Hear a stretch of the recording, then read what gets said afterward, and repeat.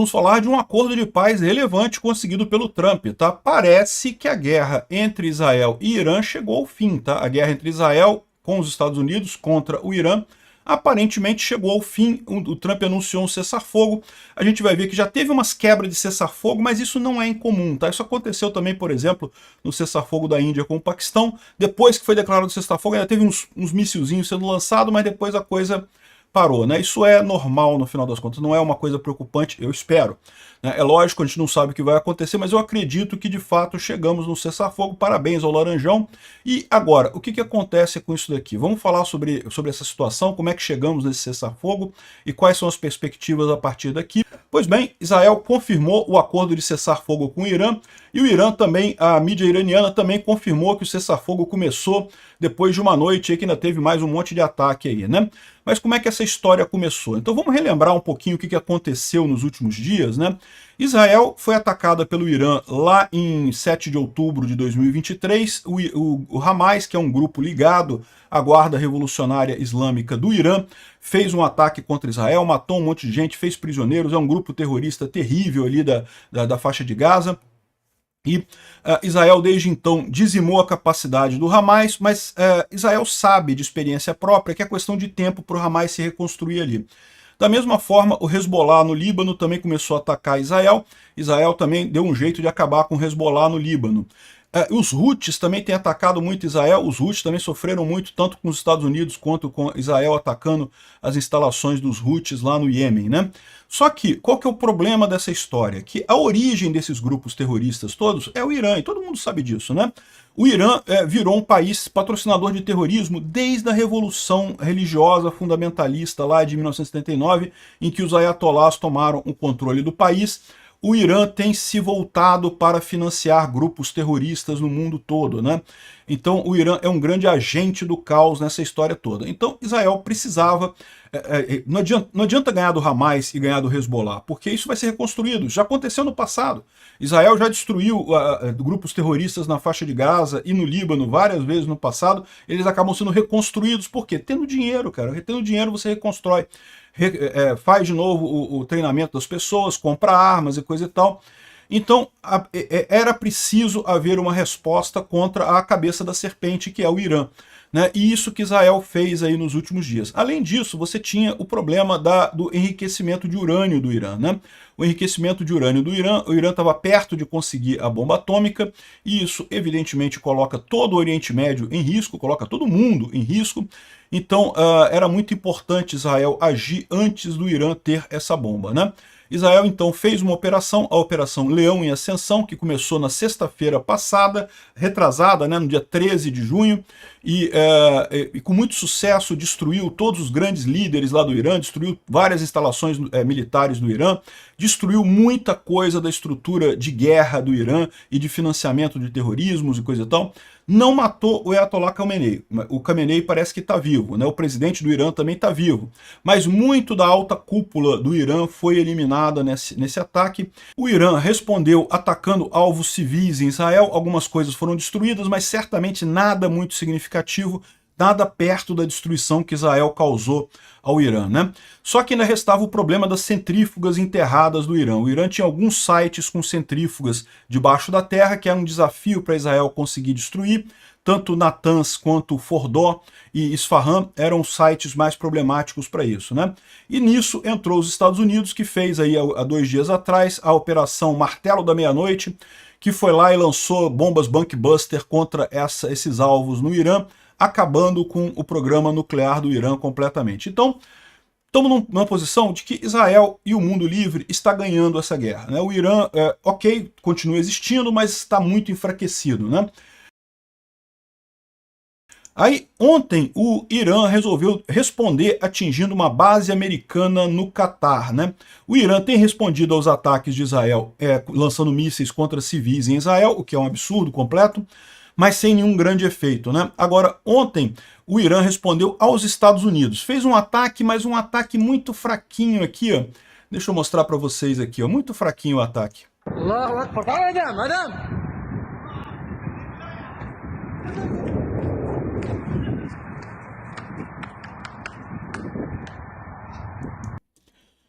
Segundo o Trump, foram 14 mísseis lançados pelo Irã contra a base americana no Catar, com o acordo do Catar. O Catar estava sabendo, os Estados Unidos estavam sabendo, não é à toa que o pessoal já tinha fechado o espaço aéreo, tudo preparado para o ataque do Irã. Foi uma espécie de ataque simbólico para dizer que respondeu ao ataque americano. Então os americanos fizeram um ataque que destruíram a coisa toda lá no Irã. O Irã fez um ataquezinho que não serviu para nada. Segundo o Trump, 13 dos mísseis foram derrubados pela defesa antiaérea do Catar e um foi deixado passar porque ia para um lugar que não tinha nada, foi cair no deserto, não fez diferença, caiu lá no deserto, né? Então, ou seja, é lógico que o Irã, lá dentro do Irã, vai vender isso como, não, os ataques dos americanos não mudaram nada, eles falharam em tudo, a gente foi lá e destruiu a base deles no Catar em resposta e coisa e tal. Mas aí deixa o pessoal fazer a propaganda deles lá, não faz diferença pra gente, né?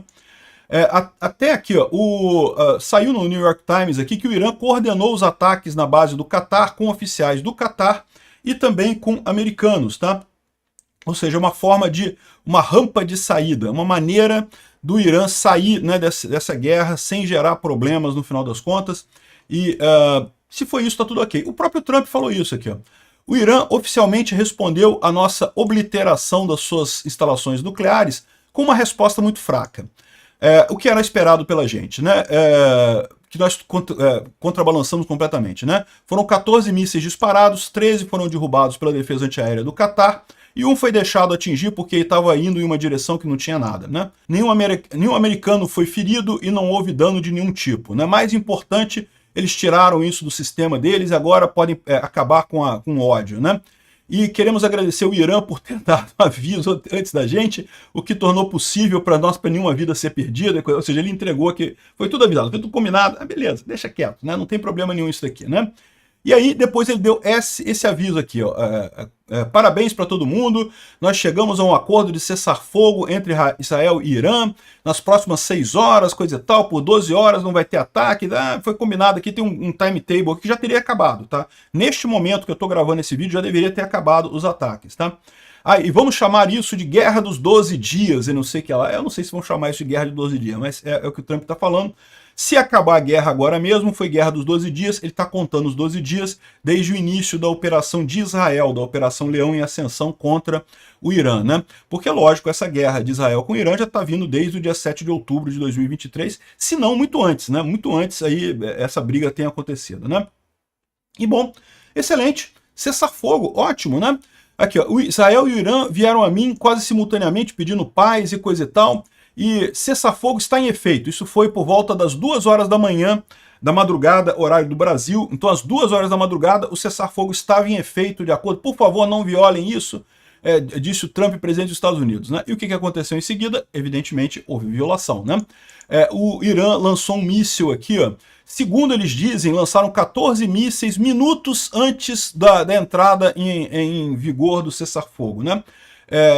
2 horas da madrugada aqui no Brasil, significa que é coisa de 8 horas da manhã lá em Israel, então já estava claro, pode ter sido ainda antes do cessar-fogo entrar em efeito. Infelizmente, um desses mísseis atingiu um prédio em Beersheba, uma cidade lá no norte de Israel, e causou muitas mortes. Infelizmente, 4 pessoas morreram e mais 20 foram feridas. Um ataque absurdo, porque foi depois do cessar-fogo, né? Lá em Israel, o míssil atingiu Israel às 10 da manhã.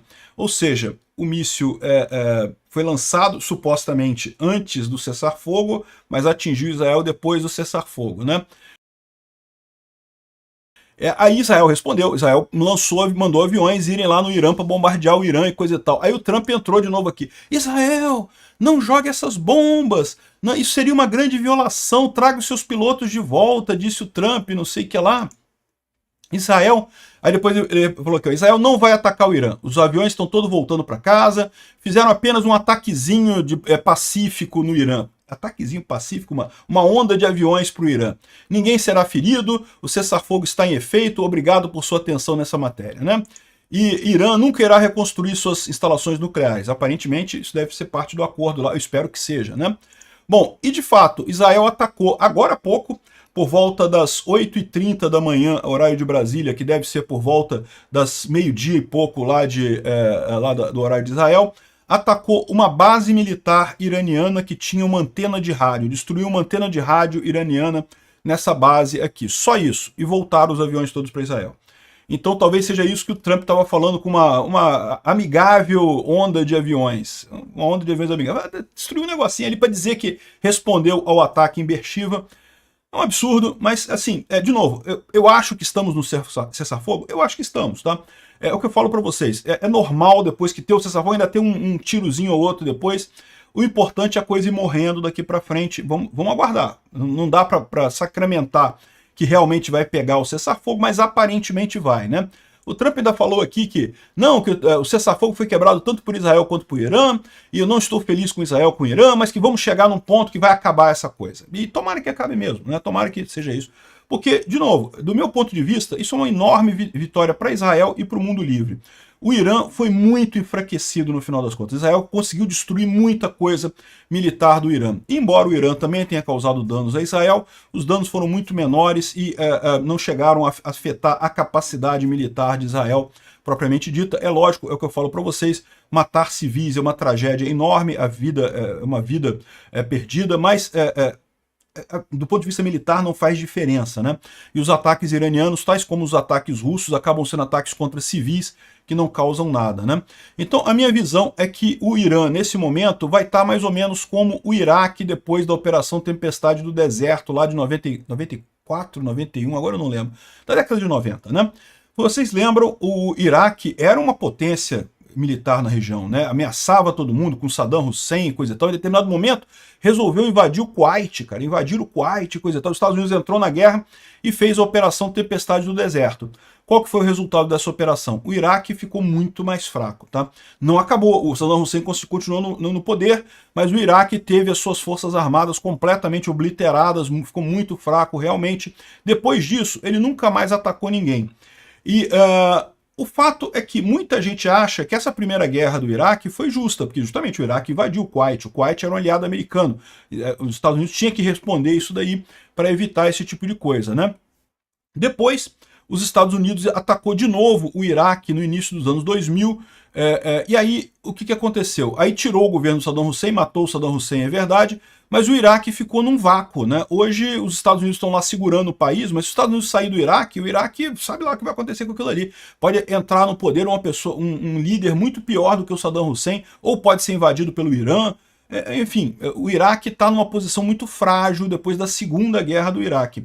E daí que muita gente critica essa Segunda Guerra do Iraque, porque, tudo bem, ninguém gosta do Saddam Hussein, era um opressor contra o povo dele, uma coisa muito triste, mas a verdade é que qual é a solução para isso, né? É uma solução complicada, não tem muito o que fazer. Então talvez o que eles estão buscando aqui para o Irã é uma solução tipo Iraque pós-Tempestade do Deserto, em que o governo dos ayatollahs continua no poder, tá? Os ayatollahs não foram retirados, muito da alta cúpula do Irã foi destruída, o que é uma coisa positiva, enfraquece o regime, mas o governo do ayatollah continua lá, né? Então talvez seja essa a resposta que o pessoal vai dar. Eu sinceramente fico chateado com isso, acho que é um problema, deviam aproveitar e acabar com o regime dos ayatollahs de uma vez, mas enfim, a decisão tomada aparentemente foi essa. É uma vitória enorme para o mundo livre, uma vitória enorme para Israel.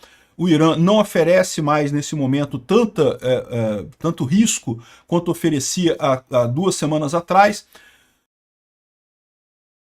Mas, para os iranianos, infelizmente, a coisa não vai resolver. Ou seja, vai continuar o regime dos ayatollahs, o fundamentalismo religioso, pelo menos num primeiro momento. Pode ser que, em algum momento, a gente tenha uma nova revolução lá no Irã, né, que realmente tirem o governo, mas isso vai ter que ser uma coisa de dentro para fora. Não vai ser os Estados Unidos impondo isso ao Irã. No final das contas, eu acho que é uma solução positiva isso daí. Parabéns para o Trump e para Israel também, para o Netanyahu. Foi uma solução que eu acho muito boa. O único, porém, dessa história, como o Irã vai continuar sendo um país rico, o Irã é um país rico, tá?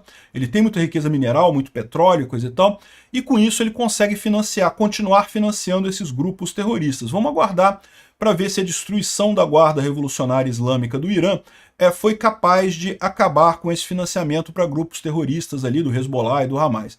Porque nesse momento os grupos estão quietinhos. Por quê? Porque foram destruídos por Israel. Mas normalmente eles seriam reconstruídos com o tempo e daqui a 4, 5 anos voltariam a fazer ataques contra Israel, né? Mas vamos ver o que vai acontecer nisso daí. A guerra de Israel contra o Hamas, a operação Carruagem de Gideão, e contra o Hezbollah continua, tá? Mas vamos ver como é que vai ficar isso daqui para frente. Eu vou continuar acompanhando todas essas guerras lá no canal Mundo em Revolução, não deixem de acompanhar lá com a gente, né? Bom, para nós aqui no Brasil, para o resto do mundo, o que isso muda, né? Petróleo começou a cair, já está abaixo de 70 dólares. Ótima notícia, 66 dólares, deve cair mais aí nos próximos dias com a confirmação de que o cessar-fogo de fato foi para valer, de que acabou mesmo essa guerra de Israel com o Irã, né? Então, isso aqui é uma boa notícia. Não vamos ter uma tragédia econômica aqui no Brasil, pelo menos, não por enquanto, né? O pinguço corrupto continua na presidência da República, então é provável que a gente tenha só adiado um pouco a tragédia econômica brasileira, né? Outra coisa positiva pode ser com relação à guerra da Ucrânia, né? O Trump postou isso daqui, ó, paz através da força, que é a única maneira de você ter paz quando você começa uma guerra. Eu tenho falado sobre isso, né? O Trump assumiu essa segunda presidência dele querendo ser muito negociador e coisa e tal. Negociar é muito legal antes da guerra. Depois que você tem a guerra, você só tem paz após demonstração de força. O Trump viu que funcionou isso no Irã, né? Quem sabe não faz isso com a Rússia também. Isso pode funcionar com a Rússia. Uma demonstração de força contra o Putin pode ser uma coisa muito positiva para os Estados Unidos, né? Dá um monte de arma para a Ucrânia, deixa a Ucrânia retomar todo o território dela, que pronto, rapidamente o Putin não vai ter mais para onde ir e vai querer fazer paz. É a dica que eu dou para o Trump, e eu acho que ele vai acabar chegando nisso, né? Inclusive porque ele falou isso daqui, ó. O Medvedev, que é o cachorrinho de guarda do Putin, né? Ele falou aqui, ó, saiu falando que o Medvedev falou que não, que alguém pode dar uma bomba para o Irã e coisa e tal, e o Trump falou que, olha só, o antigo presidente da Rússia, o Medvedev, casualmente jogou aí a palavra N, né, N de nuclear nesse caso, dizendo que outros países poderiam dar armas nucleares para o Irã. Ele realmente falou isso ou foi só uma coisa da minha imaginação, né? E se isso foi confirmado, por favor, me avisem imediatamente. Essa palavra não deve ser usada tão casualmente, não sei o que lá. E ele elogiou o Putin, que não é por outro motivo que o Putin é o chefe, coisa tal. Falou, Putin, controla seu cachorrinho aí, Putin. Mas eu acho que o Trump continua achando que o Putin vai ajudar ele nisso. Em algum momento ele vai ter que perceber que o Putin está do outro lado. O Putin quer o caos, né? Mas enfim, eu acho que tem uma boa possibilidade do Trump finalmente perceber o problema da Rússia e que a única maneira de resolver isso é uma demonstração de força contra a Rússia, né? Bom, outra coisa para o Brasil, vendo a conclusão dessa guerra para o Brasil. Estados Unidos e Irã, os Estados Unidos pedem que a América Latina defina de que lado está em relação ao Irã na véspera da reunião da OEA. Pois é, eu acho que é um erro o Brasil está se alinhando ao eixo do mal, que é um eixo que não tem o que fazer, que é um eixo derrotado nessa guerra e que vai ser derrotado sempre, porque é economicamente inferior, né? Toda guerra é guerra econômica, quer vocês queiram, quer não. Não tem esse negócio de motivos ulteriores, é sempre guerra econômica, né? E aqui, ó, o governo Lula acusa os Estados Unidos de violar a soberania do Irã. Ou seja, o Lula está brincando de acusar os Estados Unidos de ficar do lado do Irã. Isso é um problema sério. Isso pode nos colocar numa sinuca muito ruim, né? Enfim, vamos ver o que vai acontecer aqui, ó. O Lula também não promulgou o Dia da Amizade com Israel, o que é um absurdo. Ele é obrigado a promulgar isso, ele não tem alternativa. Ele deixou para o Alcolumbre promulgar esse Dia da Amizade de Brasil com Israel. Eu espero que isso seja feito, que o Lula seja marcado como esse idiota que colocou o Brasil do lado errado dessa guerra, né? Felizmente, se a guerra acabou, menos mal para nós. É sinal de que não vai ter nenhuma grande consequência contra o Lula aqui e, por conseguinte, contra o Brasil. Mas eu não deixo de ver que isso aqui é só uma questão de tempo, porque lembra, a guerra de Israel com Hamas não acabou não. A guerra da Ucrânia contra a Rússia não acabou não. E o Lula está do lado errado dessas duas guerras também. Obrigado por assistir o vídeo até o final. Se gostou do conteúdo, não esqueça de deixar o seu like, isso ajuda o canal a crescer e a chegar para mais gente. Se não gostou, deixe o dislike e explique nos comentários como podemos melhorar. Comente também sugestões de temas que podemos trazer por aqui. Comentários insultuosos ou defendendo ditaduras e criminosos de guerra serão sumariamente bloqueados. Agradeço a compreensão. Se ainda não é inscrito no canal, considere se inscrever clicando no botão inscrever-se abaixo e marcando a campainha para todos os avisos.